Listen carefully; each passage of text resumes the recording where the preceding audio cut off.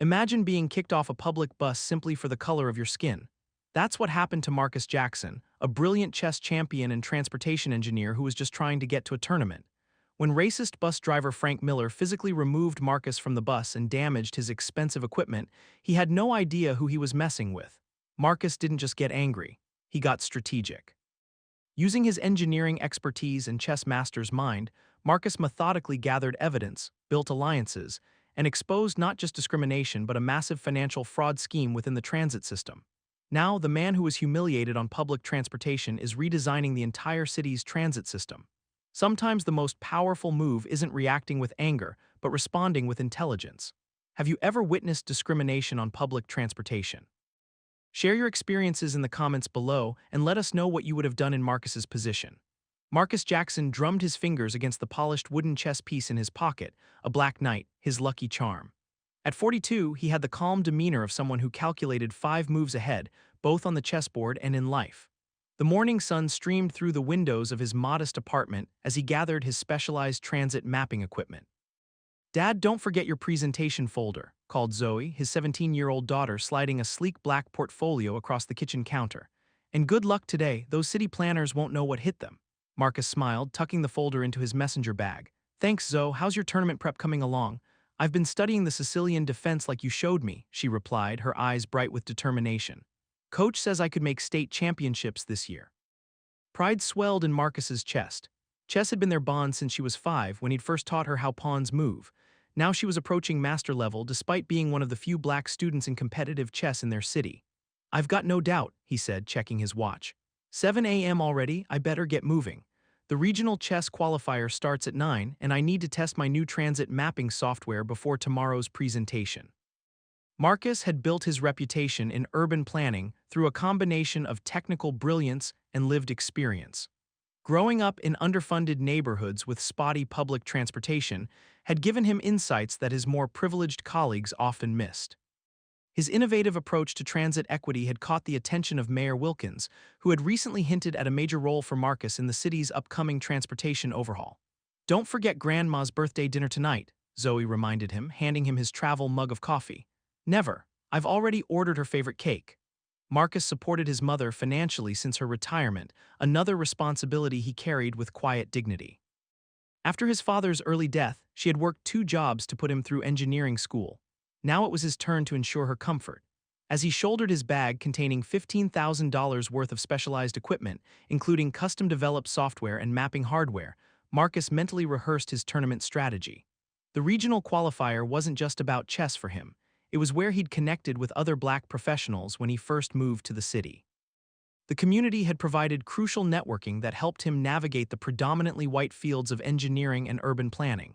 His phone buzzed with a text from Dr. Harriet Chen, his mentor from graduate school. "Heard through the grapevine that the mayor is making the transit redesign official next week. You're top of the list. Don't mess it up, Jackson," winking face. Marcus smiled, pocketing his phone. After 15 years of fighting to be taken seriously, of having his proposals sidelined for less innovative ideas from colleagues with the right connections, things were finally coming together. His dual expertise in chess strategy and transit systems had given him a unique perspective on urban movement patterns that was revolutionizing the field. He'd faced his share of setbacks. There was the time his department head had accidentally left his name off a major research publication. The countless meetings where his ideas were ignored until repeated by white colleagues. The promotion he was passed over for despite having designed the software that became the department's biggest revenue generator. Through it all, Marcus had remained strategic rather than reactive. He documented everything, built alliances, and focused on excellence that couldn't be denied. As his grandmother often told him, in a world that expects you to lose your temper, keeping your cool is a revolutionary act. Today would be no different. Win the chess qualifier, test his software on the city bus routes, and finalize his presentation for tomorrow. Simple, methodical steps toward his goals. What Marcus couldn't know as he locked his apartment door was that his carefully planned day was about to collide with Frank Miller, a bus driver with 20 years of accumulated prejudices and a supervisor's protection. The encounter would test Marcus's strategic thinking beyond any chess match he'd ever played, and ultimately reshape the very transit system he'd spent his career trying to improve.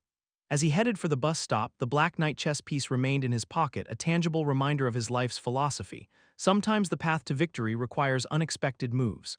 The morning air was crisp as Marcus arrived at the bus stop on Cedar Street. He checked his watch 7:30 a.m. Perfect timing.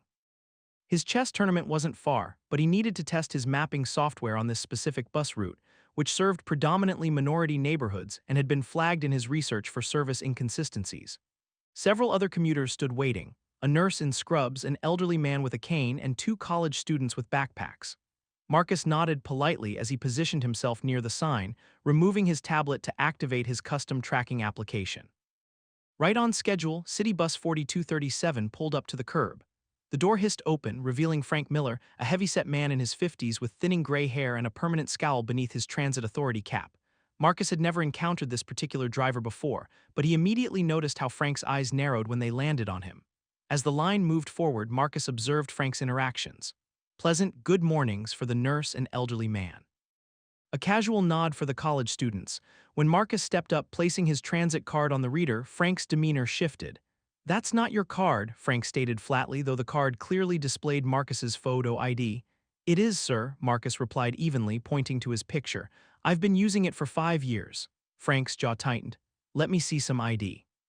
Marcus noticed the other passengers hadn't been asked for additional identification, but he calmly reached for his wallet, producing his driver's license. As he handed it over, his specialized tablet beeped, recording the GPS coordinates and time, a feature of his mapping software that was inadvertently documenting the encounter. Frank studied the ID with exaggerated scrutiny, glancing between the license and Marcus's face as if hunting for discrepancies. "This bus is heading downtown." "What's your business there?" 2 seats behind the driver, the nurse looked up from her phone, brow furrowing as she observed the interaction. "I'm attending a chess tournament at the community center, then conducting transit research," Marcus explained professionally, gesturing to his equipment. "I'm an urban planning engineer," Frank snorted. "Chess tournament, right." He handed back the license with obvious reluctance. "Just don't cause any trouble." Marcus took a deep breath, pocketing his ID and moving toward an empty seat. As he settled in, he opened his messenger bag to check that his equipment was running properly. The bus lurched forward. Barely 30 seconds later, Frank's voice boomed through the bus. "Hey, what are you doing back there?" Marcus looked up to find Frank glaring at him through the rearview mirror. "I'm setting up my transit mapping equipment," Marcus responded, holding up his tablet. "It's for a city project." "You can't use recording devices on my bus," Frank announced loudly. Though there was no such policy, Marcus had reviewed all transit regulations thoroughly before designing his software. "It's not recording video or audio," Marcus clarified. "It's mapping software that tracks route efficiency metrics." Frank abruptly pulled the bus over, halfway between stops. The other passengers exchanged uncomfortable glances as the driver unbuckled his seatbelt and stood up. "Step off the bus with that equipment," he demanded, walking down the aisle toward Marcus. "No unauthorized electronics." The elderly man spoke up. "He's just using a tablet. We're all using phones and such." Frank ignored him, looming over Marcus now. "I said off my bus." Marcus remained composed.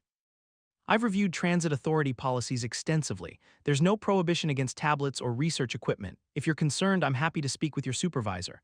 "I don't need my supervisor to tell me how to run my route," Frank shot back, his face reddening. "This is my bus and I say what goes." One of the college students had begun recording discreetly with her phone. The nurse stood up. "This isn't right. He paid his fare just like everyone else." Frank turned to her. "Stay out of this. He's being disruptive." "I'm sitting quietly using a tablet," Marcus pointed out, his voice steady despite the adrenaline now coursing through him. "How exactly am I being disruptive?" "That's it," Frank declared, reaching for the radio clipped to his shoulder. "I'm calling security. Either you get off voluntarily or they'll remove you."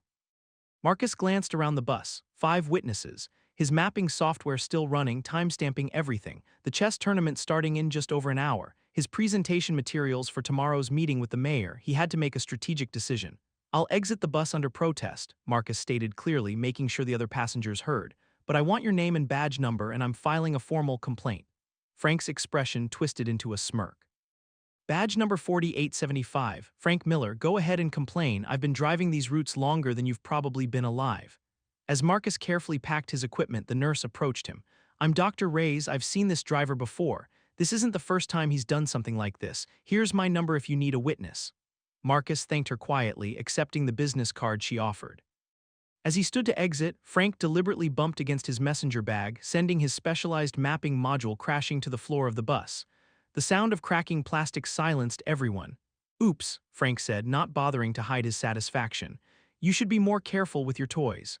The bus pulled away, leaving Marcus standing on the curb with his damaged equipment. He carefully examined the mapping module. The custom-built casing had cracked, and the diagnostic light blinked red instead of its usual steady green. The $3,000 component funded by his research grant was likely compromised. Marcus checked the time, 7:45 a.m. The chess tournament started in just over an hour, and he needed to assess the damage to his equipment before tomorrow's presentation. Taking a deep breath, he activated the backup data transfer protocol on his tablet, preserving what information had been collected.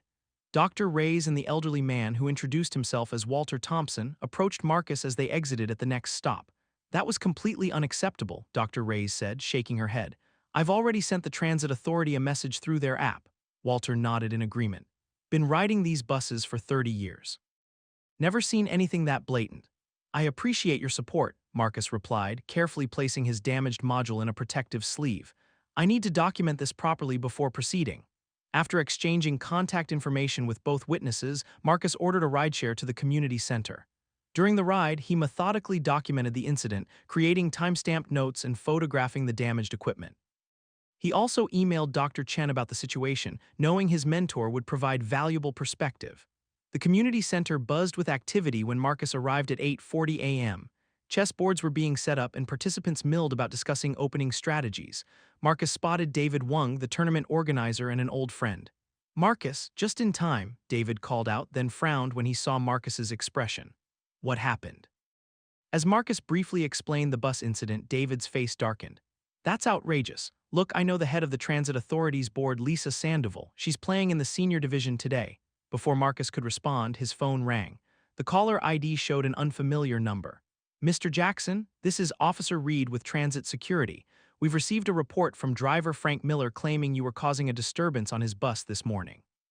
Can you come to the transit center to discuss this matter?" Marcus activated his phone's recording function. "Officer Reed, I was illegally removed from the bus by driver Miller after he singled me out for using a tablet, something other passengers were doing without issue. He deliberately damaged my equipment worth several $1,000s.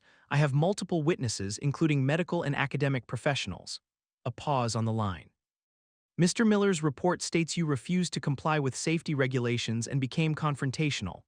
"That's false," Marcus replied firmly. "I have video evidence from another passenger showing otherwise. I intend to file a formal complaint against Mr. Miller for discrimination, property damage, and filing a false report." "Sir, these are serious allegations." "Yes, they are," Marcus interrupted. "I expect them to be treated as such. Please inform Mr. Miller and your supervisors that I'll be submitting a comprehensive complaint with witness statements and evidence.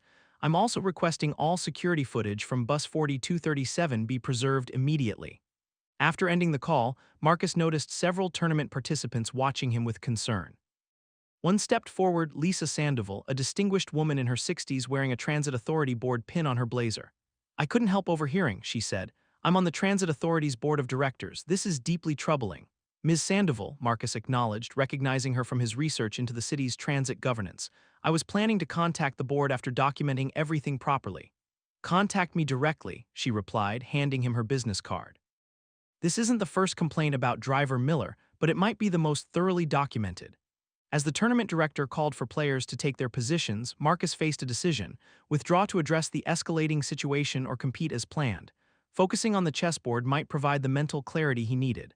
"I'll play," he told David, setting up his damaged equipment on a side table to continue running diagnostics during breaks. What Marcus didn't know was that Frank Miller was already contacting his supervisor, spinning a narrative about an aggressive passenger who had threatened him. The Transit Authority's security office was pulling Marcus's previous travel records, looking for patterns they could use against him. The conflict was moving beyond a single incident to become a systemic confrontation, exactly the kind of challenge Marcus had built his career preparing to address. As the chess tournament progressed, Marcus compartmentalized his thoughts, applying the same strategic thinking to his response plan that he used for his chess matches. After advancing through the first 2 rounds, he used his lunch break to initiate his carefully structured response. First, he created a digital evidence folder on his secure cloud drive, organizing everything chronologically. His transit card payment record timestamp, 7:32 a.m. The mapping software's GPS and timing data. Photos of the damaged equipment with cost documentation. Voice memo recording his recollection of events. Contact information for all 5 witnesses. Screenshots of transit authority policies regarding electronic devices. Marcus then drafted a formal complaint letter addressing multiple levels of accountability. 1. Frank Miller, bus driver 4875. 2. Transit Authority Operations Department. 3. City Transportation Oversight Committee. 4. Mayor's Office of Civil Rights. Your opening needs to be stronger, advised Lisa Sandoval, who had joined him during lunch after they both won their morning matches. Lead with the property damage, it's quantifiable and undeniable. Marcus nodded, revising his approach. I'm trying to balance being thorough without appearing too aggressive. They'll be looking for any reason to dismiss this. Document everything but strategically reveal information, Lisa suggested. I've seen how the system works from the inside.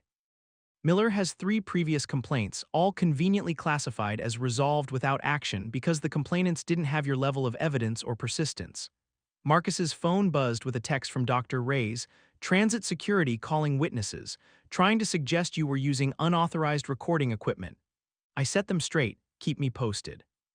This confirmed his suspicion. They were already building their defense. Marcus forwarded this information to his attorney friend Jerome Washington with a request for advice. Jerome's response was immediate. Don't engage further with transit security without representation. Their investigation is damage control. File your complaint through official channels with delivery confirmation. CC the mayor's equity office since they're currently reviewing transit contracts. By the time the afternoon chess matches began, Marcus had drafted his comprehensive complaint, requested formal preservation of bus security footage, scheduled equipment damage assessment with a certified technician, arranged a consultation with Jerome for the following afternoon, updated Dr. Chen on the situation and potential impact on his presentation. Between matches, Marcus received an unexpected call from City Councilwoman Diane Jackson. Mr. Jackson, I understand you had an incident with our transit system today. Lisa Sandoval contacted me, and I'm deeply concerned, especially given your work on our transit equity initiative. Thank you for reaching out, Councilwoman, Marcus replied, careful to maintain a professional tone despite his surprise at how quickly word had spread. The timing is significant, she continued. The council votes next week on the transit system redesign contract. Your expertise has been highly recommended. Would you be willing to meet tomorrow after your presentation to the mayor? I'd be honored, Marcus confirmed, recognizing both the opportunity and the complexity this added to his situation. As he advanced to the tournament semifinals, Marcus received another message, this one from Walter Thompson, the elderly witness from the bus. Mr. Jackson, transit officials just called me claiming you were warned multiple times about prohibited behavior before being asked to leave. Complete fabrication. I told them I'd testify under oath if necessary. Stay strong, young man. Marcus thanked him, adding this attempted witness manipulation to his documentation. The chess tournament might conclude today, but the more consequential match was just beginning. By 5 p.m., Marcus had secured second place in the tournament, qualified for state championships, and finalized his strategic response plan with input from Jerome, Lisa, and Dr. Chen. Rather than reacting emotionally to the morning's discrimination, he had systematically built a case that addressed both his individual incident and the systemic issues it represented. As he prepared to head home for his mother's birthday dinner, Marcus received one final message from an anonymous transit employee. Miller bragging in break room about teaching you a lesson. Has friends in management. Watch your back. Some of us support you. Marcus added this to his evidence file. The board was set. His strategy was clear. Tomorrow would bring the next phase of a conflict far more complex than any chess match. The next morning, Marcus arrived at City Hall for his presentation with his repaired equipment and 2 backup systems. While the primary mapping module remained damaged, the data had been successfully retrieved and transferred to new hardware thanks to an all-night effort from his colleague in the engineering department. At 7 a.m., Marcus met with Dr. Chen in the lobby to review their strategy. The technical presentation is solid, Dr. Chen assured him, reviewing his slides. But we need to address the elephant in the room. Mayor Wilkins will have heard about yesterday's incident. I've prepared a brief addendum linking yesterday's experience to the equity gaps identified in our research, Marcus explained, pulling up the additional slides. The data shows similar incidents aren't isolated, they reflect systemic patterns. Dr. Chen nodded approvingly. Turn the personal into the professional, smart approach. The presentation to Mayor Wilkins and the Transportation Committee proceeded smoothly.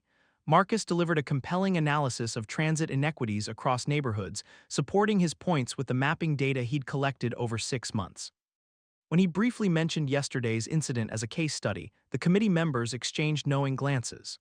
Mr. Jackson, Mayor Wilkins said after the presentation, your analysis is exactly what we need for the redesign project. I'd like you to lead the technical advisory team. And regarding yesterday's unfortunate incident, my office has requested a full investigation. Following the meeting, Marcus met with Councilwoman Jackson and Lisa Sandoval in a small conference room. Jerome Washington joined them via video call. We've compiled the complaint history against Frank Miller, Lisa began, sliding a folder across the table.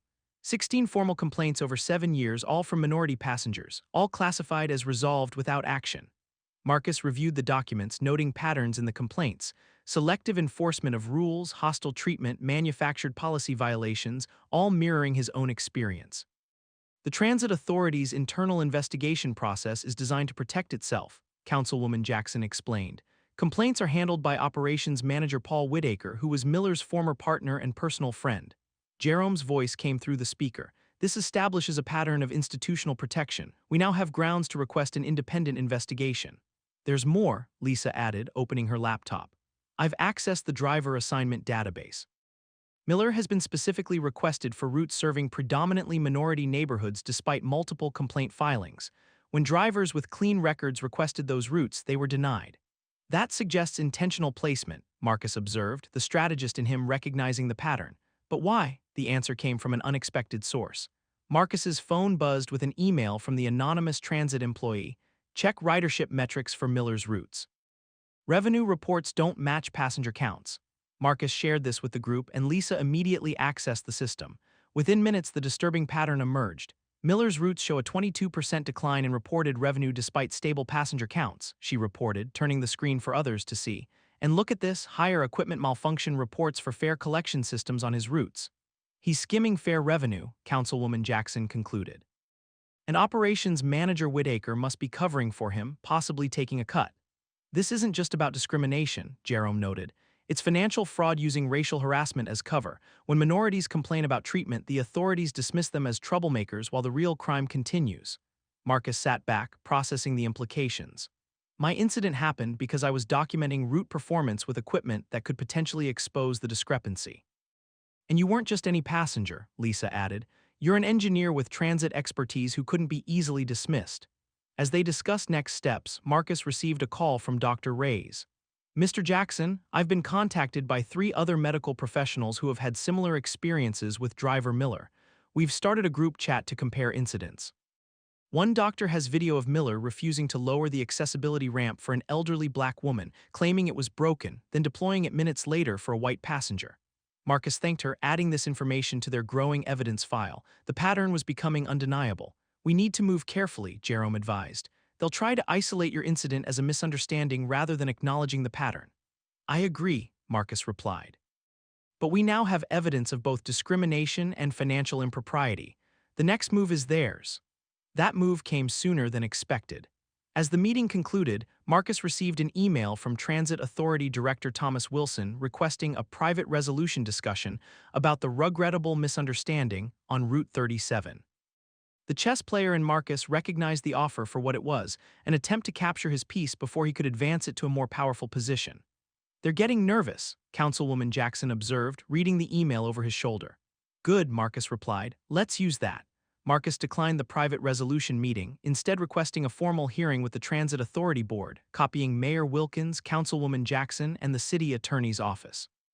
His strategic response forced the Transit Authority to follow proper protocols rather than handling the matter behind closed doors. Transit Director Wilson responded with a predictable countermove, a formal letter questioning Marcus's motives, suggesting the incident resulted from a misunderstanding about prohibited recording equipment. The letter included an offer to repair or replace the damaged equipment as a gesture of goodwill if Marcus would withdraw his complaint.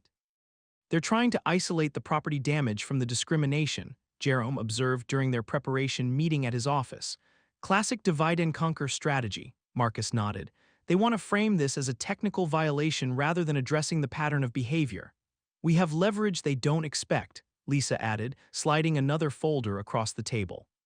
Financial audit reports show fare revenue discrepancies totaling approximately $157,000 over 3 years on routes primarily serviced by Miller and 2 other drivers under Whitaker's supervision. The hearing was scheduled for the following Tuesday. In the intervening days, Marcus methodically prepared, organizing evidence chronologically and thematically. He worked with Jerome to develop a presentation that linked his individual experience to the broader patterns they'd uncovered. The morning of the hearing, Marcus received an unexpected call from Walter Thompson, the elderly witness from the bus. "Mr. Jackson, I've been offered a year of free transit passes if I clarify my statement to say you were being disruptive," Walter reported indignantly. "I told them I may be old, but my integrity isn't for sale." Marcus thanked him, adding this attempted witness tampering to his evidence file. The chess player in him recognized this desperate move as a sign his opponents were on unstable ground. The Transit Authority Board hearing room was filled to capacity. News of the case had spread throughout city departments, and the audience included transit employees, community advocates, and several reporters from local media outlets. Marcus spotted Frank Miller sitting with Paul Whitaker and Transit Director Wilson, all three looking tense. Board Chairperson Sandra Rodriguez called the hearing to order. This proceeding concerns a complaint filed by Marcus Jackson regarding an incident on Route 37 on March 25th. "Mr. Jackson, please present your case."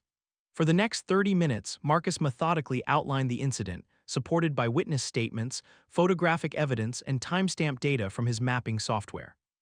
He then connected his experience to the pattern of similar incidents, presenting an analysis of complaint data that revealed the disproportionate targeting of minority passengers.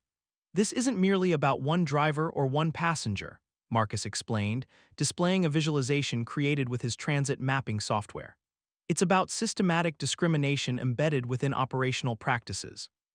When Marcus revealed the financial discrepancies they'd uncovered, Director Wilson attempted to intervene. "This hearing concerns a specific incident, not broader financial matters," Wilson objected. "On the contrary," Marcus countered, "the financial irregularities provide context for why driver Miller targeted me specifically when I activated mapping equipment that could potentially expose those discrepancies." Chairperson Rodriguez allowed Marcus to continue. Dr. Reyes and Walter Thompson testified next, describing what they'd witnessed and the subsequent attempts to influence their statements. Three additional minority passengers from Miller's routes shared similar experiences. When Frank Miller took the stand, his composure quickly crumbled under Jerome's cross-examination. After 15 minutes of contradictions and evasions, Miller blurted out, "These people never follow the rules. Someone has to keep them in line." A hushed silence fell over the room. Chairperson Rodriguez called for a brief recess. When the hearing resumed, Transit Director Wilson attempted damage control, offering an immediate settlement including compensation for the damaged equipment, a formal apology, and Miller's reassignment to non-public duties. "This offer addresses Mr. Jackson's personal grievance," Wilson stated, "allowing us to resolve this matter promptly." Marcus stood. "My concern was never limited to personal compensation. The evidence demonstrates a pattern affecting hundreds of passengers, particularly minorities. Any resolution must address the systemic issues and ensure accountability at all levels." Councilwoman Jackson spoke next, revealing that the City Council was considering the transit system redesign contract, which would determine the authority's funding for the next decade, and that Marcus had been recommended to lead the technical team. The strategic implications were clear. The Transit Authority Board unanimously voted to 1. Terminate Frank Miller's employment. 2. Place Paul Whitaker on administrative leave pending investigation. 3. Implement comprehensive anti-bias training. 4. Establish an independent complaint review process. 5. Conduct a complete financial audit of fare collection systems. As Marcus left City Hall, Dr. Chen caught up with him. "The mayor just called. She wants you to head the transit redesign project with full authority to implement equity-focused reforms." The chess player had achieved checkmate, transforming an individual act of discrimination into systemic change. 6 months after the transit hearing, Marcus stood at the podium in City Hall's main conference room, presenting the first phase of the comprehensive transit redesign project. Digital displays showed his innovative mapping system working in real time, tracking buses across the city with unprecedented accuracy. "As you can see from these metrics," Marcus explained, highlighting a color-coded map, "our equity-focused route restructuring has reduced average commute times by 27% in previously underserved neighborhoods while maintaining efficiency across the network." Mayor Wilkins nodded approvingly from the front row, seated alongside Councilwoman Jackson and the newly appointed Transit Authority Director, Lisa Sandoval. The audience included community advocates, transit employees, and several former witnesses from Marcus's hearing, now members of the Citizen Transit Advisory Committee he had established.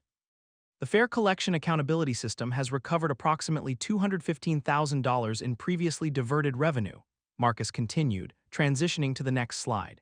These funds have been reallocated to our Accessibility Enhancement Initiative, which has upgraded 78% of bus stops with improved shelters, digital information displays, and accessible features. After the presentation, Marcus mingled with attendees during the reception. Dr. Reyes approached with a smile. "I used the new transit app this morning," she said. "The real-time tracking is remarkable and the driver actually announced all the stops clearly, small changes that make a huge difference." Marcus nodded. "The system works better for everyone when equity is built into its foundation." Walter Thompson joined them, looking distinguished with his cane and a pin identifying him as a Transit Advisory Committee member. Who would have thought that terrible morning would lead to all this? The Transit Authority's anti-bias training program is being adopted by 3 neighboring cities. The investigation expanded beyond what we initially uncovered, Marcus added quietly.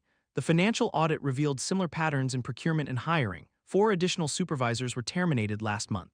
As the reception wound down, Marcus stepped outside for a moment of reflection.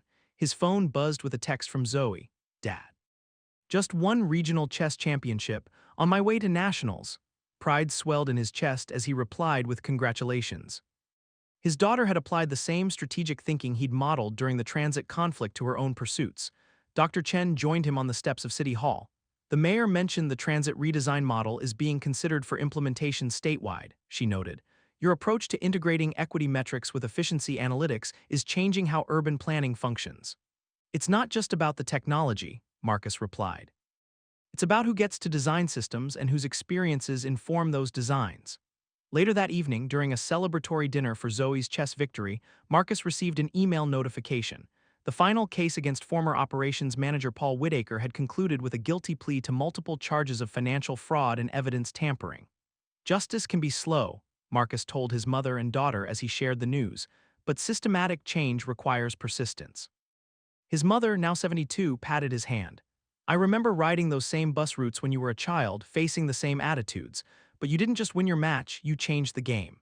The following week, Marcus received an invitation to speak at a national transportation conference about integrating equity principles into transit system design. His approach was becoming a blueprint for other cities grappling with similar challenges. The Transit Authority had undergone a complete transformation. The new complaint review process, headed by a diverse citizen committee, had processed over 200 previously overlooked grievances. Driver hiring and training now emphasized cultural competence alongside technical skills. Most significantly, the transit mapping system that Frank Miller had tried to shut down was now standard equipment on every bus, ensuring accountability while optimizing route efficiency. As Marcus prepared his national conference presentation, he reflected on how a single confrontation had cascaded into structural reform. The chess player in him recognized the power of strategic patience, how positioning your pieces correctly could transform apparent vulnerability into unexpected strength. The Black Knight chess piece remained in his pocket, a reminder that sometimes the most effective path forward isn't a straight line, but a carefully considered series of moves that transforms the entire board.